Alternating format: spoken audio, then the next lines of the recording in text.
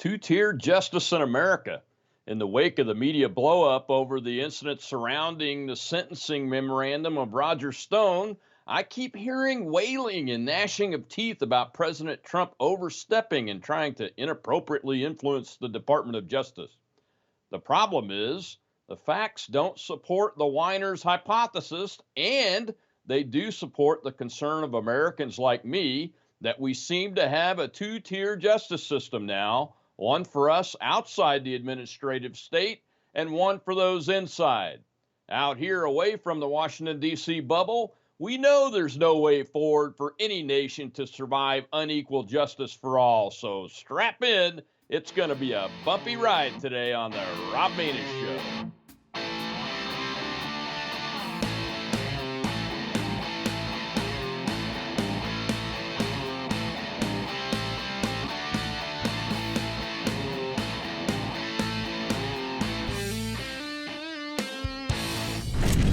The sentencing recommendation for Roger Stone by 4 Mueller investigation prosecutors of 7 to 9 years was met with disdain and surprise by the leadership at the Department of Justice.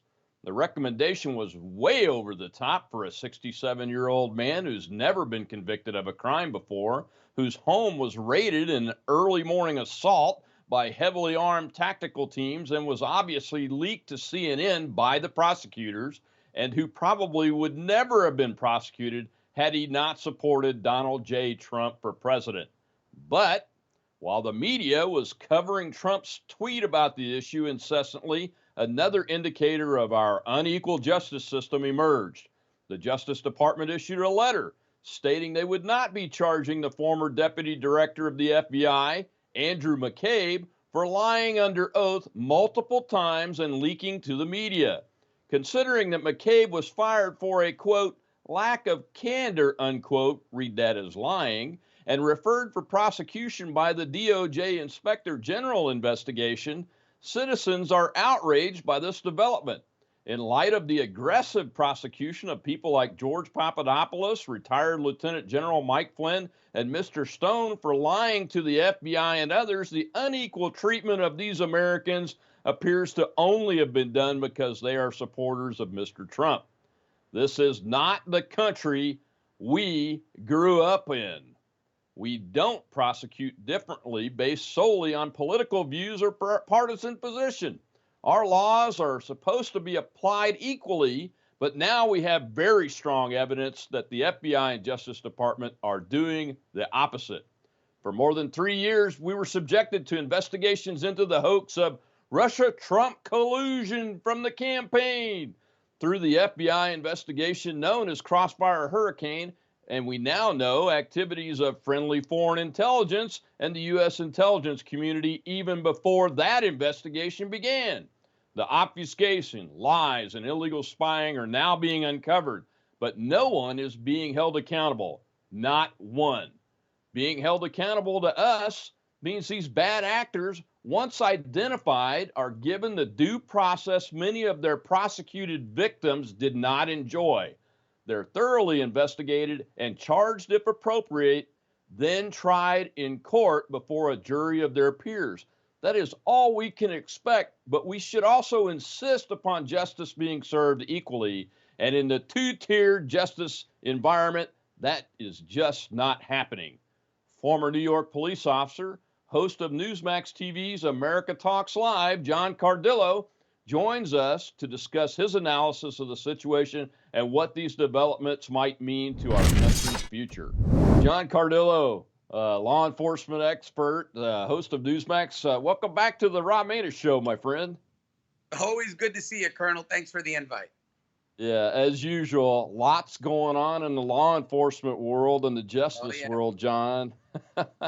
Let's go right into it, though. Okay, so former Deputy Director of the FBI, Andrew McCabe, has been let off the hook by the Department of Justice, even though there were at least 3, maybe 4 occasions documented of him lying during various investigations like the IG and all that. In light of all of this that's come out about the illegal spying now, the faked FISA documentation out of Crossfire Hurricane that resulted in the Page FISA warrants, the setting up of General Flynn. In light of all of that, my audience is really concerned about what looks like a two-tier justice system. And that's why we Yeah, it wanted to looks. talk to you. I mean, what do you believe is happening here? Look, no one really knows, but it looks terrible, Rob. I mean, here we have take the Flynn case because there were other elements to the Roger Stone case, right? Full disclosure, Roger's a good friend of mine. I actually had dinner with him last night. But the Flynn case is the closest parallel, the most accurate parallel. You have General Flynn, who was prosecuted for one false statement, one 1001 violation. I don't believe General Flynn ever even knew he was under investigation or being interrogated by the FBI. I think General Flynn, his national security advisor, thought he was having a conversation with subordinate national security branch FBI agents. He gets prosecuted. They twist his arm. They force a plea. They threaten his son. They threaten to bankrupt his family. They bankrupt him. They destroy his reputation.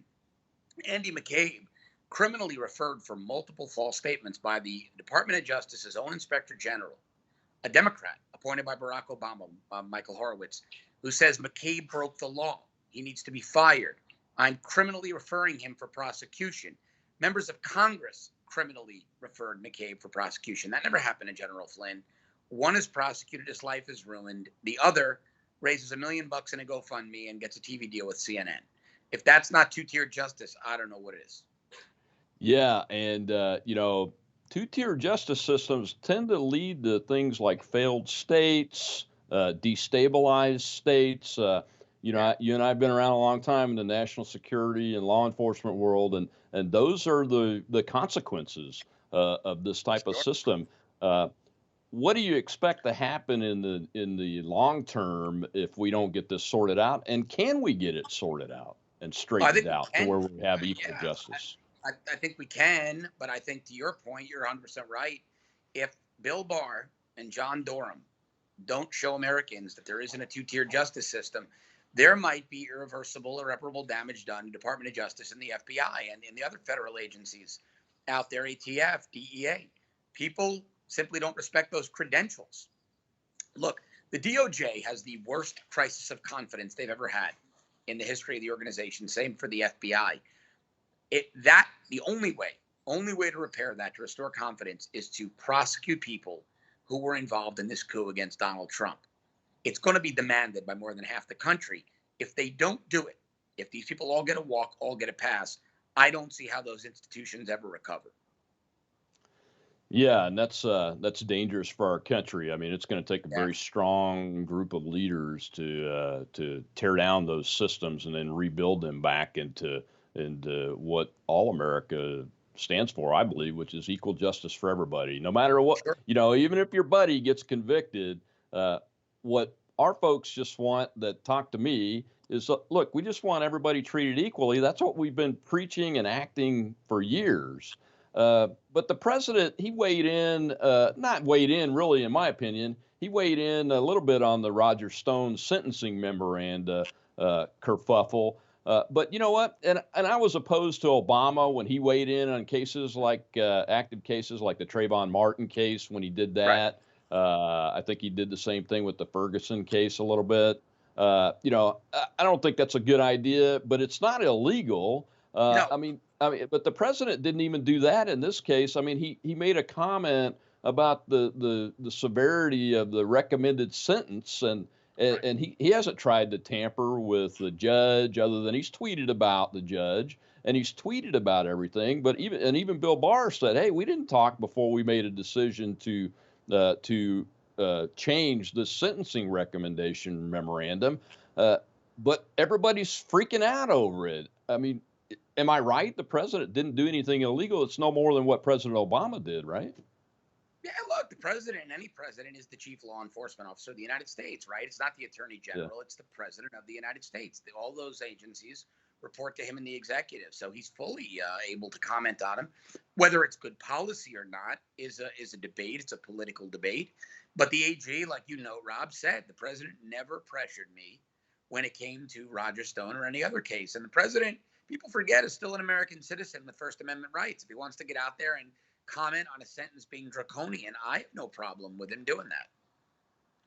Yeah, I mean, I thought what Obama did was much more egregious because he was Yeah, commenting on an investigation that had just been opened up, seemingly in favor of one side, and that's not appropriate for he sure. called the But police stupid. Obama said the police acted stupidly. He yeah, gave definitive opinions. Yeah, yeah, exactly. So I mean, I didn't like that either, but I still don't think it was illegal. I thought it was very right. inappropriate. And I don't think the president ought to be commenting on this kind of stuff until it's already a done deal. But in this situation, it looked like it's really a done deal anyway. The judge is going to do what the judge is going to do Yes, yeah. on that case. But also, I mean, we're getting some breaking news this week after all that kerfuffle, and pardons are starting to come out. I saw that the guy that I'm Twitter friends with, Bernie Carrick, is on the list of pardons. I see these pardons as whether I like the people or not. Like Rod Blagojevich, I don't like Rod Blagojevich from a political perspective, but I thought he was hammered quite hard, and for the president to commute his sentence, I think was a respectable thing to do. Uh, so I see this as correcting some injustices, and the Yeah. president is well within his legal, historical, and appropriate right and responsibilities and duties and authorities to do this. Right? Oh yeah, look, the president has absolute pardon power, and he pardoned my very good friend Bernie Carrick, former NYPD commissioner. And if you look at Bernie's entire life, I mean, this was a life spent in service of people. NYPD, DEA task force, spent time in a war zone in Iraq in the early 2000s, at some of the worst fighting, most dangerous times in history, and went out there. And even after his own personal issues, even after he was convicted on what were really politically driven charges by Eric Holder's Justice Department, Bernie came back out and became a crusader for criminal justice reform. He didn't get bitter. He didn't become a guy who hunkered down and criticized. He said, look, there are fundamental flaws in the system. I'm going to work to fix them, and was instrumental in helping get the First Step Act drafted and passed. And so I think no one, very few people, but in my opinion, no one deserved the pardon as much as Bernie Carrick did. And it was really great to see it come down today. Yeah, I think it's phenomenal. One of the reasons why we follow each other on Twitter is because of the things you listed, in Iraq, the 9/11 response, Yeah. NYPD, the criminal justice reform, those kind of things. But you know what? Even so, the president's within his authority to do these things. And I just imagine that the crazy media, the legacy media, the Trump derangement syndrome media, I know that they're already going crazy. I Well, mean, look, they're going to go crazy over the former New York City police commissioner, but they were fine when Barack Obama commuted the sentence of Oscar Lopez Rivera, a Puerto Rican separatist terrorist who was targeting innocent people and police officers for death with his bombs. Then it was absolutely okay what was done in terms of a pardon or a commutation, right? or Chelsea Manning, whose Right, security a leak of classified information resulted right. in deaths on the battlefield for Yep. American soldiers, sailors, airmen, and Marines. I guarantee you that. So yeah, but the media is still, the left wing side is going nuts now. The opposite side is starting to say what we've been saying, that there's a two-tier justice system in the country, and the president's damaging it. Right, The right. Now, president's now he's the one, damaging right, it. right. We've seen in recent days the Federal Judge Association called for an emergency meeting because the president tweeted about the judge in the Stone case, and that we've really crossed the Rubicon here.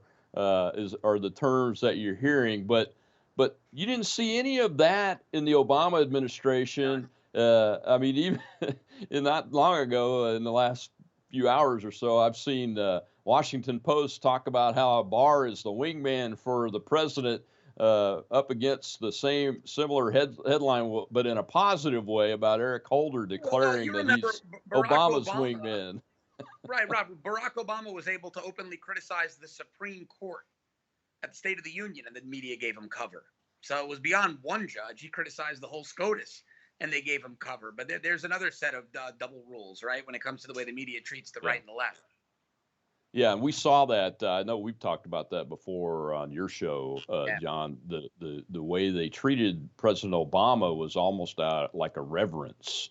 Yep. And how dare people like the Fox News reporter, I can't remember which guy it was, but in a press conference, ask just a softly hard question to the president of the United States. They actually did more reporting on that than the question that was asked to the president and his lack of candor in answering, I'm sure. Yeah. So that's the situation we find ourselves in. And at some point, somebody in the adults in the room is going to have to step in. Do you think that's A.G. Barr and John Durham? I'm hoping it is. Are you seeing any? What are the I hope it indicators you're is. seeing Look, I from hope it that is. team? Yeah, obviously confidence took a little hit in Barr with the McCabe decision, but I'm hearing really positive things about Durham and people I trust immensely. Sebastian Gorka, a good friend of mine, says, nope, you guys are reading Barr wrong. Hang in there. He's the right guy for this. He's doing what he needs to do. And so people I really trust, people I respect are saying that Barr and Durham are the right guys, and I'll stick in there and see how it goes. Yeah, I haven't seen anything from Mr. Barr that bothers me. I mean, like I said, him saying the president could like lay off of me a little bit on Twitter and let me do my job. That's what I would expect to hear from him after watching his confirmation hearings, because he said nobody's going to Yeah. push him around, including the president of the United States. Do you think there may be some pardons in the offing for General Flynn, Stone, or a commutation for Manafort or Papadopoulos, any of those folks that were caught up in this illegal spying and prosecuting for process crimes like lying and those kind of things? I certainly hope so. I mean, I know there are discussions being had. The president's said as much. Even in today, as he was on the tarmac boarding Air Force One, they asked him, well, Roger Stone, do you think he deserves prison? And the president said something like, you'll see what happens.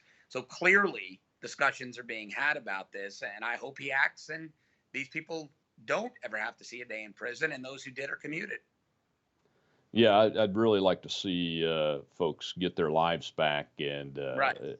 have all these unnecessary prosecutions really set aside. I'd actually like to see Flynn back as national security advisor to the president of the United States, but I think that may be a bridge too far Yeah, you're not the only one.